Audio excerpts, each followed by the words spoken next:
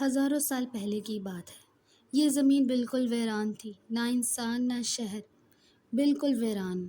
ایک ہی مخلوق تھی، کونے کونے پھیلے ہوئے تھے، مگر ان میں ہمیشہ لڑائی، فتنہ، فساد، خون ریزی رہتی تھی۔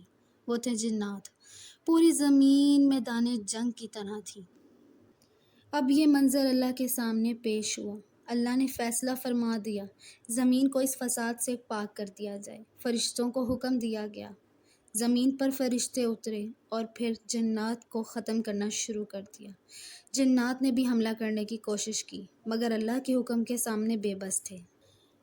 پر ان میں ایک جنات ایسا بھی تھا جو عبادت گزار، فتنہ فساد سے دور رہتا تھا۔ اس کا نام تھا عزازیل۔ جب فرشتے زمین پر اترے، تب اس نے فرشتوں کا کھل کر ساتھ دیا، اس فتنے کو ختم کر دیا۔ فرشتے اس کے اس اخلاص اور عبادت سے کافی متاثر ہوئے اور اس کو آسمانوں پر لے گئے۔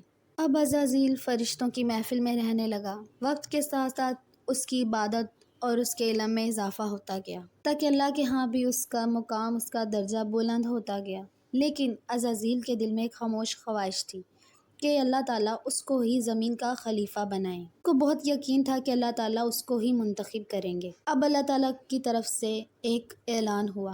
اللہ تعالیٰ نے ارشاد فرمایا کہ میں زمین پر اپنا خلیفہ بنانے لگا ہوں۔ اللہ تعالیٰ نے حضرت اسرائیل کو حکم دیا کہ وہ زمین پر جائیں اور مختلف جگہ سے مٹی جمع کریں۔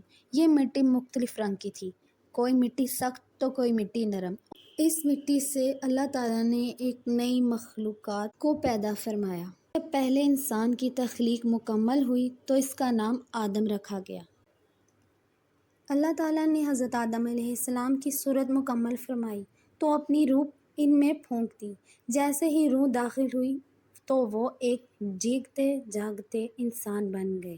اللہ تعالیٰ نے فرشتوں کو حکم دیا کہ حضرت آدم علیہ السلام کو سجدہ کریں۔ سب نے سجدہ کیا، مگر ابلیس نے تکبر کی وجہ سے انکار کیا اور کافروں میں شامل ہو گیا۔ جنت میں رہائش۔ اللہ تعالیٰ نے حضرت آدم علیہ السلام اور حضرت حوا کو جنت میں رکھا۔ وہاں انہیں کھانے پینے کی ہر نعمت عطا کی اور صرف ایک درخت کے قریب جانے سے منع فرمایا، لیکن شیطان نے وسوسے ڈال کر دونوں کو بہکا دیا اور انہوں نے درخت کا پھل کھا لیا۔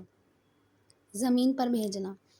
اس نافرمانی کے نتیجے میں اللہ تعالیٰ نے حضرت آدم اور حضرت حوا کو جنت سے زمین پر بھیجا، ساتھ ہی فرمایا کہ تمہیں زمین میں رہنا ہے، وہیں اولاد پیدا ہو، تم محنت کرو گے اور آخرکار تمہیں میری طرف لوٹنا ہے۔ توبہ کی قبولیت۔